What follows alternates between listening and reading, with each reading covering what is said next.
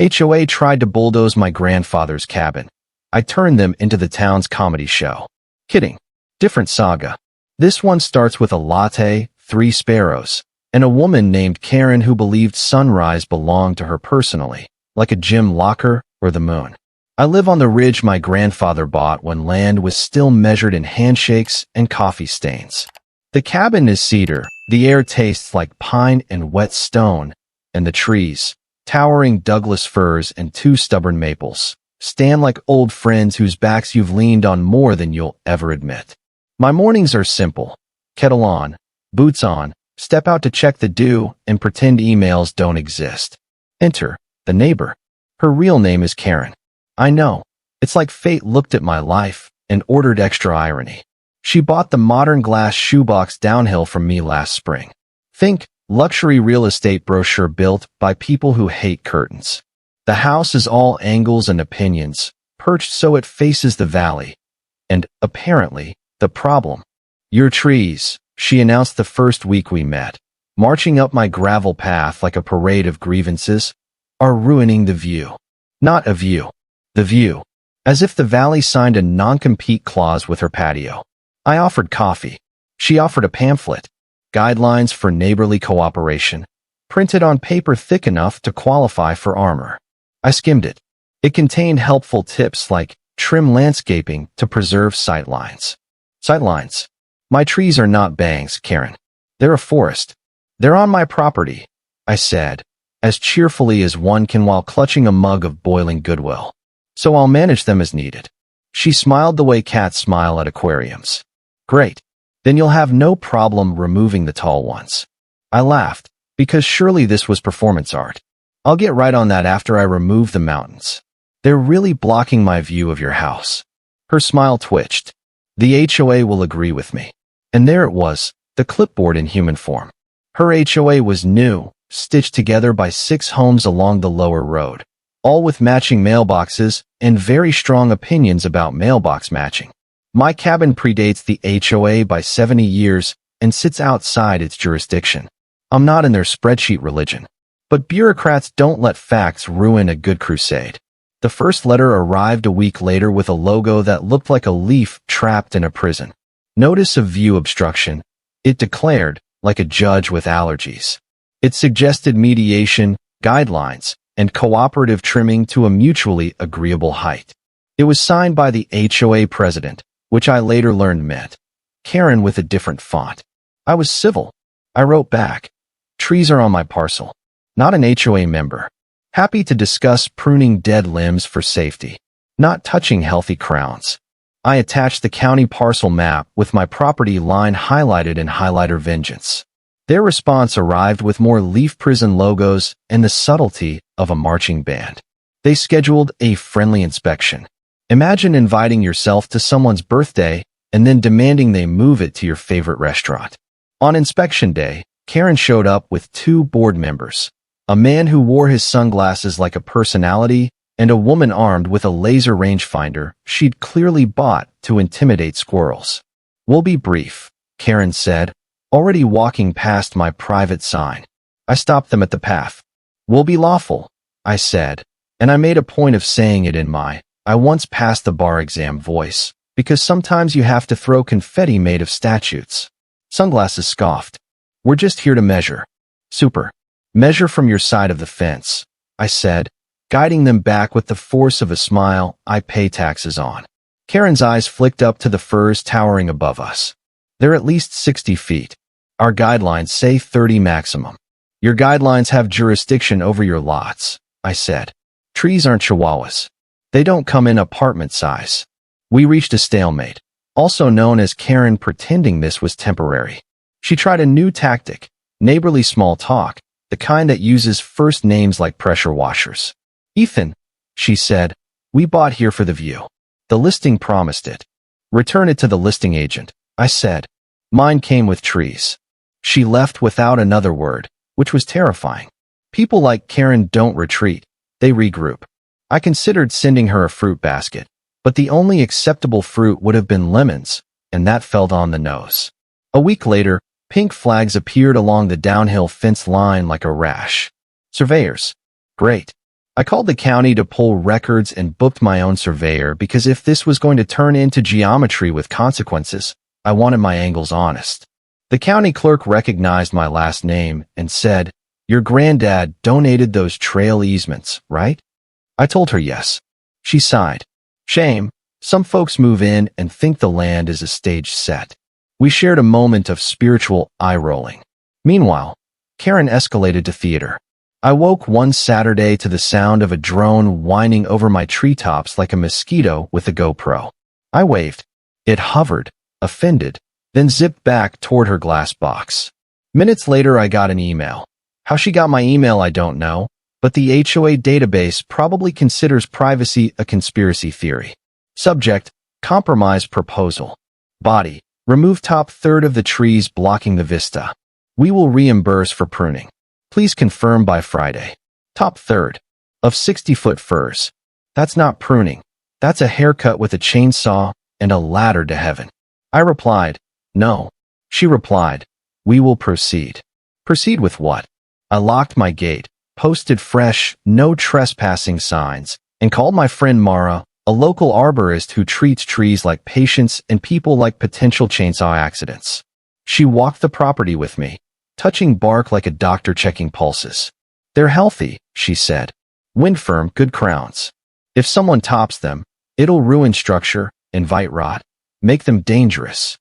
Hypothetically, I said, because sarcasm is my way of not yelling. What would be the replacement cost for trees like these if someone, say, decided the sunrise belonged only to their patio? Mara squinted at the skyline. For mature firs this size? Ballpark, 200 grand. Maybe more with site value. I filed that number in the mental folder labeled Future Oh No. Then I installed 2 trail cams facing the fence line because I believe in both kindness and evidence. For a few quiet days, nothing happened, which is to say everything happened in emails. Karen forwarded me a letter from an aesthetic consultant, which is a job apparently, declaring the trees oppressively vertical. I considered replying with a photo of the sky, which is also vertical, but restraint is free and screenshots are forever. On Thursday, right before sunset, the time when the valley turns copper and even the birds hush for the light show, I heard the sound that ends marriages and starts lawsuits. Chainsaws, revving low, warming up like bad ideas. The trail cams blinked their tiny red eyes. My kettle clicked off in the kitchen. I set the mug down carefully, like it was full of nitroglycerin, and started down the path with my phone, the property map, and the kind of smile that has been mistaken for consent, but actually means, please proceed. I insist. I need the footage. The sound came from the downhill side, 2 chainsaws arguing with physics. I followed the gravel path to the fence line, phone recording, lawyer brain humming like a refrigerator. Through the firs I saw fluorescent vests, hard hats, and a rented chipper the size of a midlife crisis. Karen stood near it in a white tracksuit, sipping from a stemless wine glass. Champagne at sunset. Of course. Evening. I called, cheerful as a warning label. Y'all have permits for that noise? Or is the permit just vibes? A foreman turned, beard neck quivering. HOA authorized vegetation management. Neat, I said, holding up the parcel map. And the county authorized my land to stay mine. Those trees are on my side. See the fence? See these survey stakes? That's the law doing jazz hands. Karen glided over, glass tilted like a moral compass. Ethan, darling, we're trimming. You said safety was important. Trimming is not decapitation, I said. And safety means not turning wind-firm firs into rotting umbrellas. The foreman scratched his head. Ma'am said it's fine. Ma'am is not a boundary, I said. Gentlemen, before you make any cuts on my parcel, please be aware our state's timber trespass law makes damages triple. That's 3 times replacement value, plus attorney fees, plus my very creative wrath. I smiled. It showed teeth. One chainsaw throttled down. The other stalled. The crew exchanged looks most commonly seen when a waiter says the credit card machine is acting up. Karen's smile thinned into floss. We have an aesthetic consultant. And I have an arborist who will testify your aesthetic is a hazard, I said. Also cameras. Emphasis on plural. She took a breath like she was about to scold a continent. Fine. We'll schedule a formal mediation. Lovely, I said. Schedule all the theater you want, as long as the curtain stays on your property. They packed up with the sulk of thwarted teenagers. Karen gave me a parting line worthy of a villain who'd taken a weekend screenwriting course. You can't stop progress. Karen, I said, progress invented blinds. That night, I installed 2 more trail cams, set to infrared. I moved the one by the old maple so it caught the gate, the driveway, and any person with a poor grasp of geography. I texted Mara, the arborist. They tried. I blocked. She replied with a tree emoji, then, stay alert. Toppers love dusk and dawn. I slept the way you sleep before a storm, on the surface of it. At 4:12 a.m., a soft buzz shook me awake. Motion alert. East fence cam. Then south cam. Then the third. I grabbed boots, jacket, headlamp, and that kettle comm I get right before I do something permanent. The night smelled of fog and cedar. Downhill, light bobbed between trunks, headlamps. The whine started again, higher pitched in the cold. I clicked my own lamp off and let moonlight do the seeing. The chipper wasn't there this time. They were working fast and quiet, shunting limbs into the gulch. I hit record. Zoomed. Counted shadows. 4. One of them wore a white hoodie. Not quite a tracksuit, but symbolism doesn't punch a time clock. Morning, gentlemen. I shouted. The forest swallowed my voice and threw it back larger. The saws hiccuped. One voice, who's that? Another, just cut it. The saw roared. I stepped to the fence, but didn't cross. Lawful, remember. Last warning. You're on my property. Cameras are rolling. Sheriff is next. Call him. Someone yelled, like every bad idea ever. So I did. Non-emergency line, but the tone I used promoted it emotionally. Active timber trespass, I said. Coordinates pinned. For individuals. Ongoing. They made 2 final cuts, the sound of fiber surrendering, a long splintered gasp, and the first fir tipped. Trees don't fall, they exit. Slow, dignified, then thump. The ground shivered through my socks. I felt it in my teeth. Headlamps scrambled. One man stumbled. The white hoodie vanished behind a trunk. Another cut started on the second fir. I yelled again, swore, promised triple damages in the key of wrath. They ran. The saw sputtered out mid-slice. Footsteps crashed downhill. A truck door. Tires on gravel. Silence. 5 minutes later, sheriff's cruiser lights sifted through the trees like a promise finally showing up. Deputy Ruiz stepped out, a woman with shoulders that suggested she'd lifted more than paperwork in her life. Morning, she offered, glancing at the stump like it had introduced itself badly. Tell me everything. I told her. Showed her. Cams, timestamps, property map, the HOA letter with the Leaf Prison logo, the email chain in which Karen said the quiet parts loudly. Ruiz walked the line, photographed the stump's fresh sap bleeding like honey. She knelt, touched the cut face with a gloved finger. Clean. New. You'll want an appraisal on replacement value. Mara's on standby, I said. She speaks fluent tree. Ruiz's flashlight caught ruts in the soft ground leading to the lower road. They came in from their side. No surprise. I'll write it up. You'll get a case number. If you remember any faces. White hoodie, I said.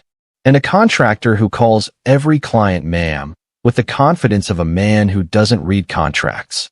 We followed the ruts to the corner where the survey stake still stood, bright pink, defying dawn. A second fir leaned drunkenly, half cut, held by stubborn fibers like sinew. Ruiz scowled. That's dangerous. I can stabilize it, Mara said behind us. She'd arrived while we paced, her truck quiet as a cat. She took one look, hissed through her teeth. This is butchery. These crowns were textbook. Now you've got a widowmaker. Ruiz nodded. Document first. We did. Photos. Measurements. Stump diameter. Distance from fence. I marked each with flagging tape and a Sharpie like I was labeling evidence in a murder, because that's what it was, a murder of shade. By sunrise, the valley glowed falsely cheerful, like a birthday party after the cake fell. I brewed coffee on the porch because ritual is a life raft. 2 cups later, a caravan pulled up to the lower road. A black SUV, a pickup with a landscaping logo, and, of course, the HOA golf cart, an appliance of pure hubris. Karen disembarked in big sunglasses and smaller patience. She saw the stump, stopped, tilted her head like it meowed. Then she arranged her face into concern. "Oh no," she said, as if a raccoon had stolen a baguette. "A tree fell. That's tragic." Ruiz's eyebrow went up far enough to qualify as airspace. "Ma'am, we're investigating criminal timber trespass." Karen brightened. "Criminal? That seems alarmist. Our contractor performed emergency safety mitigation. There was a storm warning." She gestured at the sky, which was here against its will. "There was no storm," Ruiz said. "There was premeditation." Karen's smile sharpened. "I'll need to speak to my attorney." "Great," I said, waving my phone. "I'll introduce them to my footage." She turned to me with a pitying look usually reserved for toddlers holding plastic hammers. "Ethan, you can't put a price on a view." "Watch me," I said. "I accept cash, checks, and tears." Ruiz cleared her throat. "Names of your contractors, ma'am?" Karen gestured to the pickup. The foreman from last night stepped forward, beard net sadly unchanged. He tried a grin that didn't reach legal adequacy. "We were asked to address hazardous overgrowth." Mara laughed, a bark of pure arborist judgment. "Hazardous? Those were the healthiest trees on this ridge. You created the hazard. And your hinge cut on number 2 is a lawsuit with bark." The foreman mumbled something about invoices. Ruiz took his ID, wrote it slowly, the way you write when you enjoy every letter of consequence. Then she turned to me. "You'll want a formal appraisal for replacement value." "I already asked," I said. "Preliminary estimate puts it in the are you sitting down range." Karen's sunglasses flashed. "This is getting ridiculous." "Ridiculous was the drone," I said. "This is expensive." Ruiz handed me a card. "Case number's on there. I'll be in touch after I speak with the DA." Karen leaned on her golf cart like a queen exiled to a very small kingdom. "We'll fight this." I looked at the stump, at the bleeding sap, at the shorn skyline like a missing tooth. My voice came out soft, which is how knives talk. "Karen, you didn't like the view? Welcome to the view of consequences." Her mouth opened, but for once, no sound came out. She climbed into the cart, revved it like a threat, and trundled away. The SUV followed, the pickup after that, a parade of regrets. Ruiz turned to me. "You okay?" "I will be," I said. "After we count." "Count." I pointed deeper into the trees. The air smelled like fresh lumberyard and bad decisions. I think they took more than one. We walked the ridge line like detectives at a crime scene, except the victims were vertical and had more dignity. 1, 2, 3. By the 5th stump, my stomach was a tight knot of caffeine and fury. They hadn't just nibbled at the skyline. They'd bitten a $225,000 hole in it. Mara crouched by the newest stump, running her fingers over the clean saw marks like a coroner noting cause of death. These were cut within the last 24 hours. No doubt. Ruiz photographed each one. 5 confirmed. Possibly more if they hauled off the debris. "They did," I said, kicking at the ruts leading to the gulch. I saw them dumping. The forest felt wrong. Too much light, too much open air. It was like walking into your living room and finding someone had replaced all your walls with saran wrap. By the time we made it back to the cabin, my phone buzzed. Unknown number. I put it on speaker. "Mr. Hale?" The voice was smooth, rehearsed, dripping with trust me energy. "I'm Martin Crowley, attorney for the Vista Heights HOA. I understand there's been a misunderstanding." Mara's eyebrows shot up. I mouthed, "This should be good." "Misunderstanding," I said. 5 of my trees are gone. That's not a misunderstanding. That's arithmetic." Crowley chuckled like he was being paid by the chuckle. "Our client acted in good faith to address a safety concern. The HOA is prepared to offer a goodwill payment of $5,000 to resolve the matter amicably." I actually laughed, full, unfiltered, from the ribs laughter. $5,000. That wouldn't even cover the chainsaw rental. Triple damages under state law puts us at roughly $675,000. And that's before attorney fees, which I'm sure you'll be paying too. Silence. "Then, I'll discuss this with my client." "Do that," I said, "and tell her I've already got the sheriff, the footage, and an appraisal in motion. He hung up without a goodbye. Always a good sign from my side. Mara smirked. They're panicking. Good, I said. I want her lying awake at night Googling, how much trouble can you get in for killing trees? By midday, Mara had her preliminary appraisal done. Douglas fir number 1. 68 feet tall, 32 inches diameter, $48,000. Douglas fir number 2. 65 feet tall, 30 inches diameter, $44,000. Douglas fir number 3. 70 feet tall, 35 inches diameter, $50,000. Douglas fir number 4. 66 feet tall, 31 inches diameter, $45,000. Douglas fir number 5. 72 feet tall, 34 inches diameter, $48,000. Total, $235,000. Under the timber trespass statute, $705,000. When I called Ruiz with the numbers, she actually whistled. That'll make the DA's eyebrows do tricks. 2 days later, the official notice went out. Vista Heights HOA and certain residents under investigation for criminal timber trespass.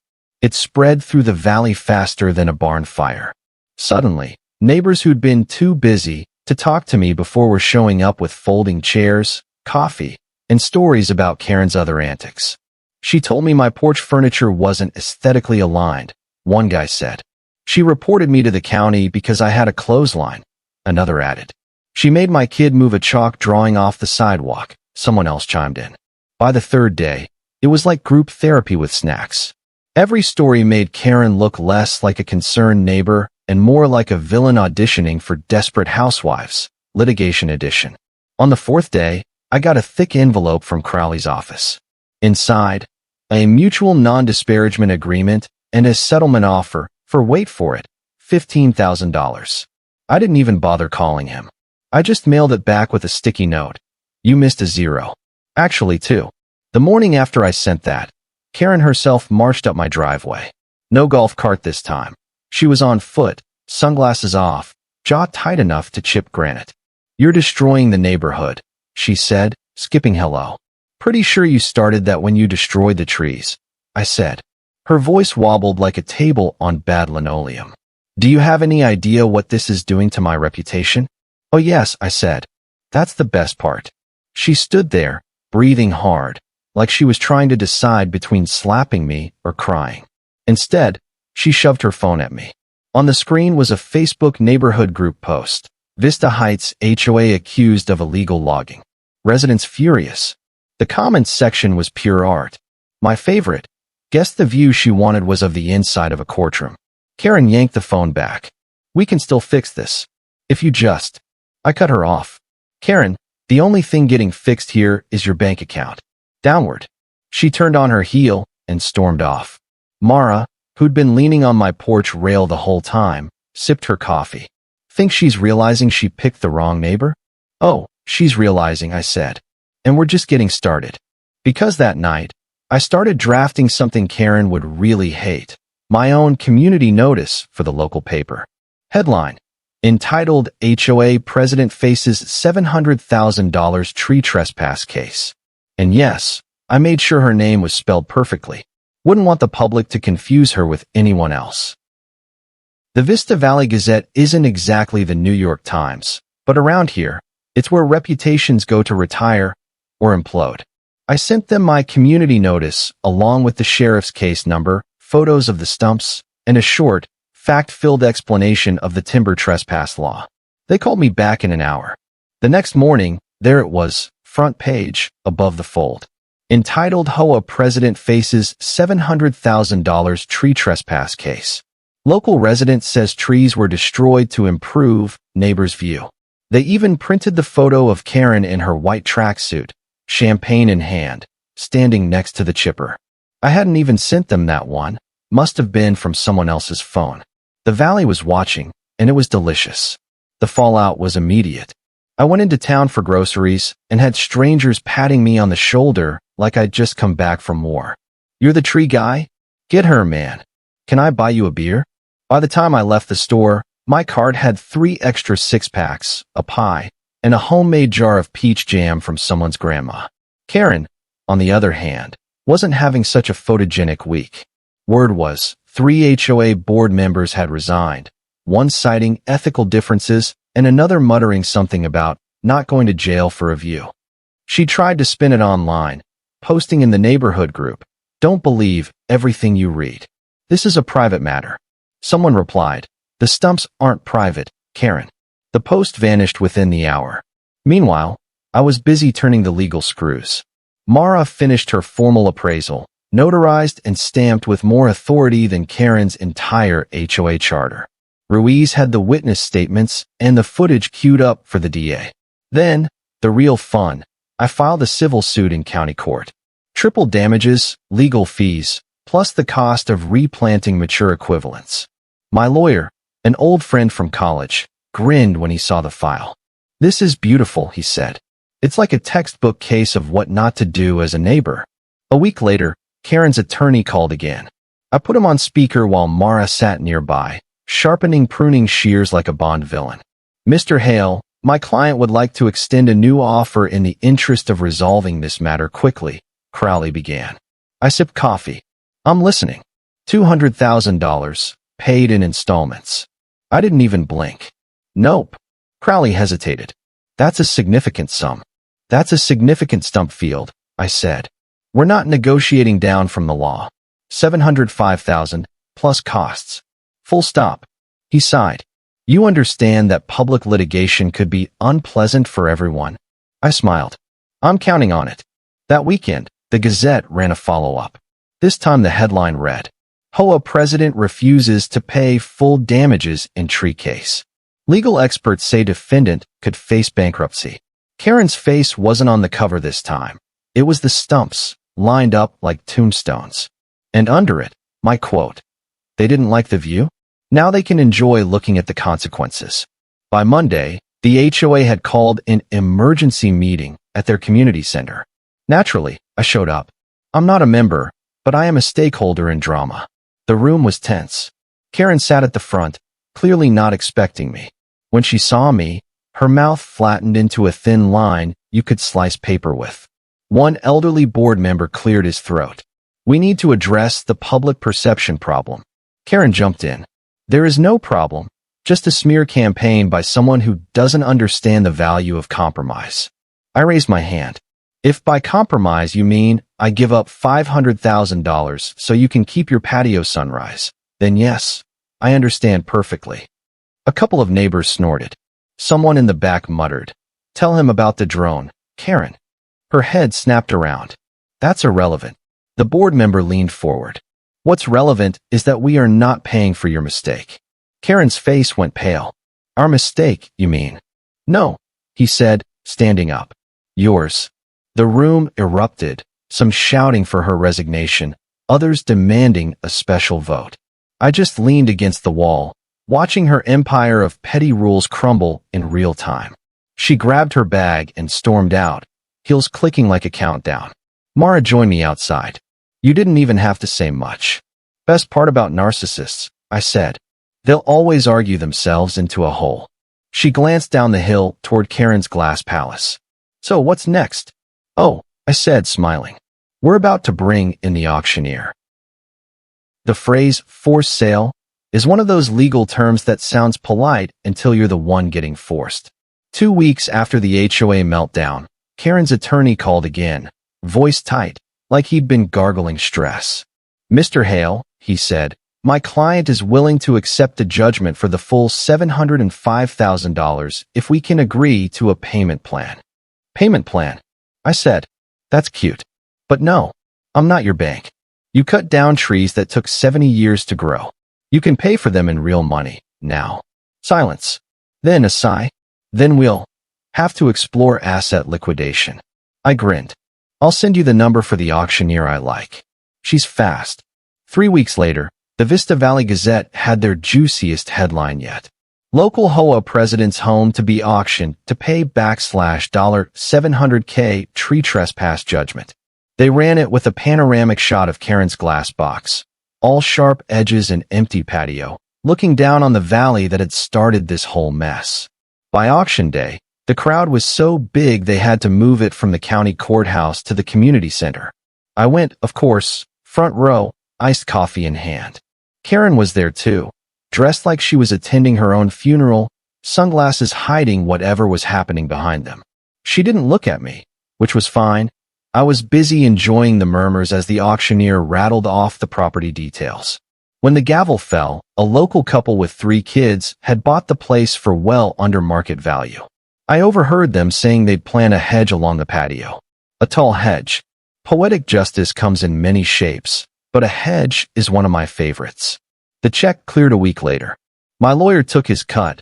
Mara got a fat consulting fee, and I put the rest toward a new roof for the cabin, a donation to the county trail fund, and, just for me, a custom-made sign for the property line.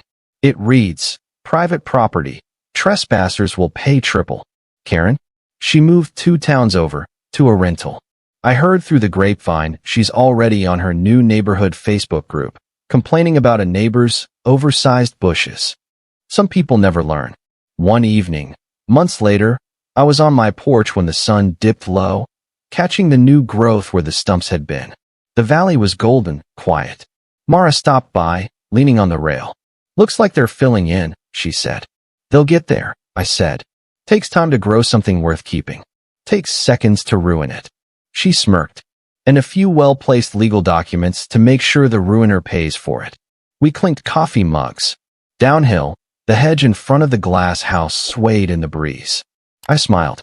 Now that's a view worth protecting. Thank you for being with us. Please share in the comments where you are watching from and whether you liked everything, and see you next time.